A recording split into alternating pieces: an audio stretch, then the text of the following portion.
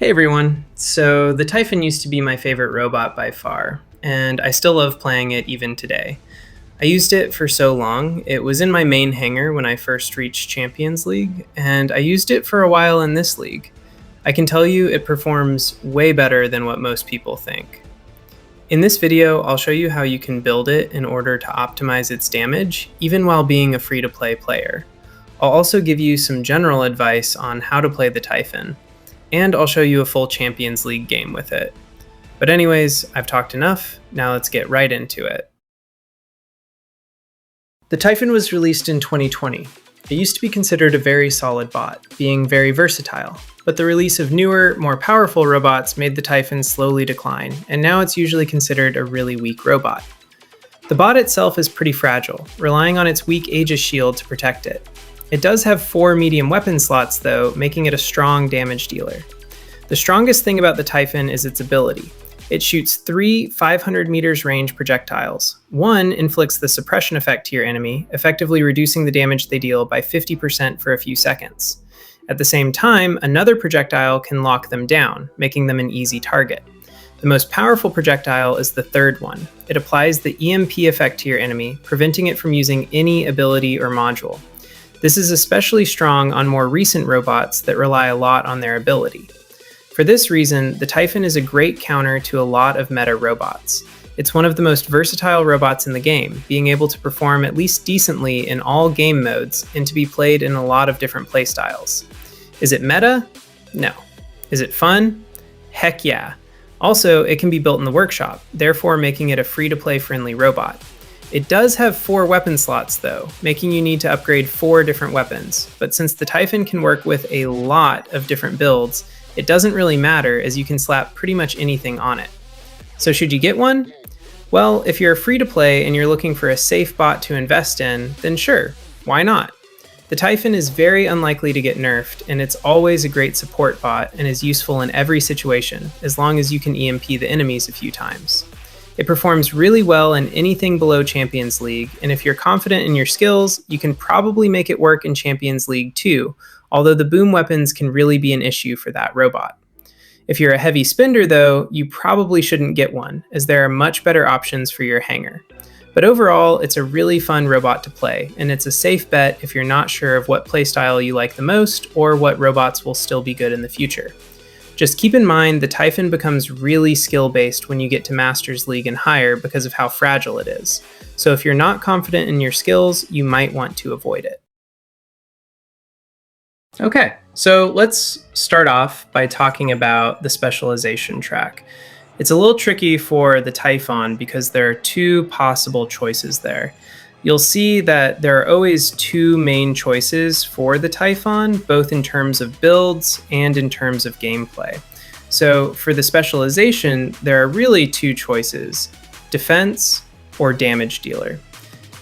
If you like to play your Typhon in a hit and run playstyle or as a sniper, damage dealer is better, as the nuclear amplifier can increase the already high damage of the Typhon by a lot, making it deadly. In that case, if you play long range, obviously go for the rangefinder unit as a little bonus. Otherwise, the overdrive unit isn't really good, but will do the job.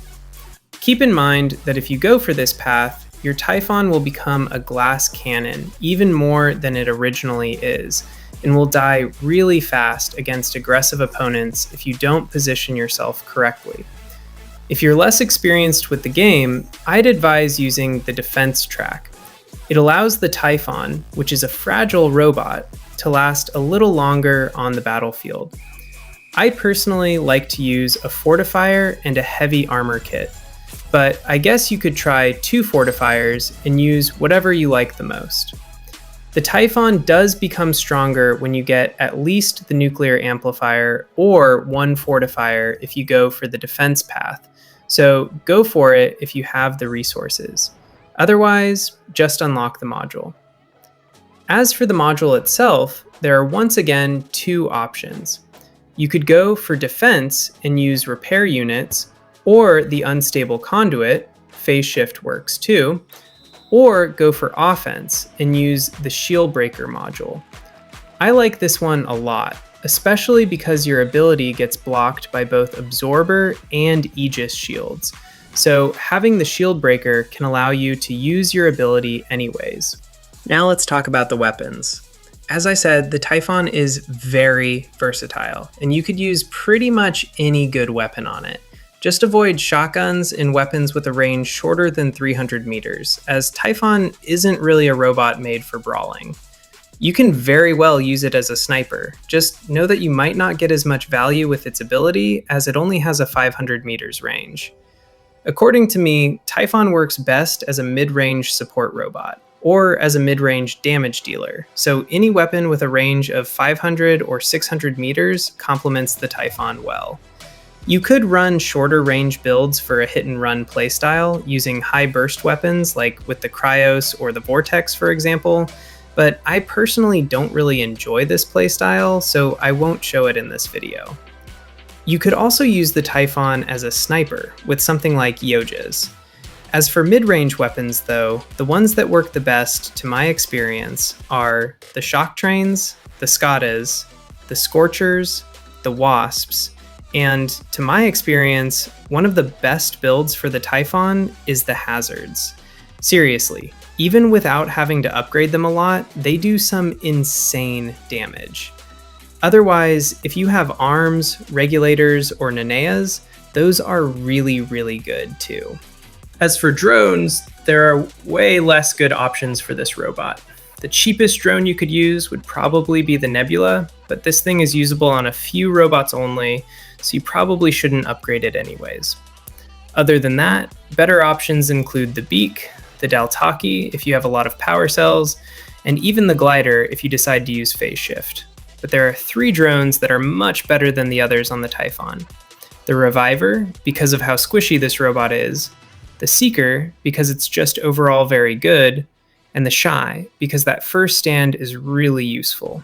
I personally use the Shy, but if you have any of those 3 drones, definitely consider using them on your Typhon. As for pilots, the Typhon has 3 legendary ones, but once again, there are only 2 reasonable choices there. The Typhon also has a new ultimate pilot, Gloria Putnam, and if you happen to have this pilot, definitely use it, as it's by far the strongest. Otherwise, the River Chase pilot will be for a more aggressive, damage-focused playstyle, giving a powerful 25% damage boost for 5 seconds after you use your ability. This is especially strong for high burst damage builds. There also is the Rose Lynn pilot, who gives you a 30% speed boost for 7 seconds when using your ability. However, this skill is very situational, as you don't really need that speed boost most of the time, so I wouldn't really advise it. Last but not least, the Lewis Duncan pilot provides basically another last stand once per battle, so it can be really strong if paired with the Shy drone. As for the specialization, you can see there is a safer option, the Lewis Duncan, and a more damage-oriented one, the River Chase. I personally like the River Chase more, but if you're just starting with the Typhon, Lewis Duncan is probably overall a better choice for you. As for the pilot skills though, there isn't really 2 options, as you need to make your robot more tanky. These are the skills I personally use. If you're upgrading your pilot, you should start with the durability skill.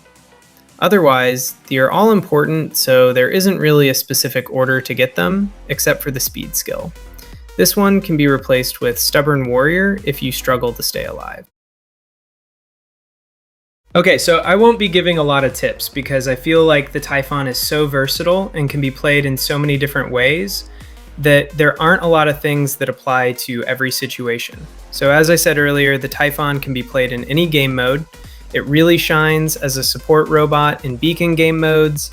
It might be slightly better in domination because it's less close range based than Beacon Rush, but you can use it in Beacon Rush as well. It's also one of the best robots for 1 versus 1s, so it can also be really good in free-for-all. As for gameplay tips, the most important thing with the Typhon is to always remember how squishy you are. You are especially vulnerable to mothership strikes with that thing, as well as boom weapons, so definitely watch out for those. The consequence of that is that you should really be patient with the Typhon and never get too greedy, as this could result in you almost immediately losing your robot. Just look at this gameplay and at how fast I got deleted, although I was doing a great run and I was almost full HP. Therefore, what you should try and do is to predict when the enemies are going to push you and when it's safe for you to attack. Take a look at this game. As soon as the tanks on my team died to the enemy Teth, I knew they would push to get our home beacon. As Typhon is really weak at brawling, I immediately started backing up while the enemy were still far away from our base. This allowed my teammates to respawn and help me kill them when they finally pushed, with me taking almost no damage in the process. Also, an important thing to note is that currently the Typhon is one of the best Rex counter you can think of. Rex is just so vulnerable to EMP that if you manage to hit it with your ability, it's pretty much dead. Look at this. I EMP'd him and locked him down in the middle of this open field, and my teammates and I were easily able to kill it. And one last thing I wanted to talk about is the importance of the effects indicators. What I call effects indicators are those little symbols you can see on the top right of the screen. These indicate what buffs and debuffs the enemy you're aiming at currently has. It's especially important on Typhon because after hitting someone with your ability, they become immune to your debuffs for a while. If you then want to hit your opponent with your ability a second time, you might want to take a look at the effects indicators to see if they're still immune to your debuffs or not before actually using it. These are the indicators you should look for. These are really useful and not only for the Typhon, so definitely turn them on if you didn't already do it. You can turn it on in the game's settings. Okay, so I was going to show you a completely full Typhon game, but the ones I had were all me kind of camping, and I didn't want to show that as I don't think that's the ideal way of playing this robot. So I decided to show this game, which is almost a full Typhon game, but I feel like it's way closer to the average game you should get with that robot, with a quick death in the end, but you'll see. I didn't do a crazy amount of damage or anything, but I think I still managed to play my robot in a really good way. So as you can see, I was playing this hazard build that I think is really good, and you can already see the amount of damage that thing can do. 200,000 damage on that Teth. And guys, these are pretty much MK2 level 1 hazards as well, meaning I could do even more damage. And this is 5,500 trophies matchmaking as well. So yeah, for the price, I think getting some hazards in the workshop and upgrading them is completely worth it. But anyways, back to the game. I thought I would die there because that Teth rushed me. And that Minder on my team was AFK. But we actually managed to beat him, which left me with this whole side of the map for myself. So I decided to go grab beacons while the others were fighting on the other side. Also, someone on the enemy team apparently left the game, so that meant we were in a really good position at this point. And you can see that, as I said, I'm playing really safe, using the cover to my advantage to make sure no one can hit me, as my health can drop really fast. Also, I didn't talk a lot about the Aegis shield, but you should really try and use it at your advantage to avoid taking damage. While it is pretty weak, with the pilot skills and the fortifier from the specialization track, it can still save you in tricky situations and help you travel the map without losing any HP. So make sure you use cover to let your shield regenerate before doing anything too dangerous. But yeah, at this point in the game, the enemy team was stuck in their spawn, and I was the only person on this side of the map protecting these two beacons. So I really did not want to rush. That's why I just played passively to try and get some damage on the enemy, or maybe some EMPs to help my team on the other side. That's how you play support with this bot. But anyways, I think I told you everything you need to know in order to build a good Typhon and play it decently. There are still a lot of different playstyles and situations you'll face with that robot, so there is a high skill ceiling to that robot, but when you start playing it well, oh boy is it fun. That's why you should really try it out. It's free to play friendly, and it's really underrated. Sure, it's not meta at all, but it's still a decent counter to a lot of meta robots, and can be used in so many different ways that it never gets old. You could play it at any time during the battle, and it would have a use, even against Titan by EMPing them. But anyways, I really hope this guide helped you and made you learn some things about the Typhon, as it's a robot I really love. If you enjoyed this video, please consider liking and subscribing, as it would help a ton, and I will be making more videos like this in the future. If you have any positive or negative feedback to give, please leave a comment down below, as that would also help a ton. So yeah, I hope you enjoyed. I'm gonna let you watch the end of this game now. Thanks for watching, and see you in the next one.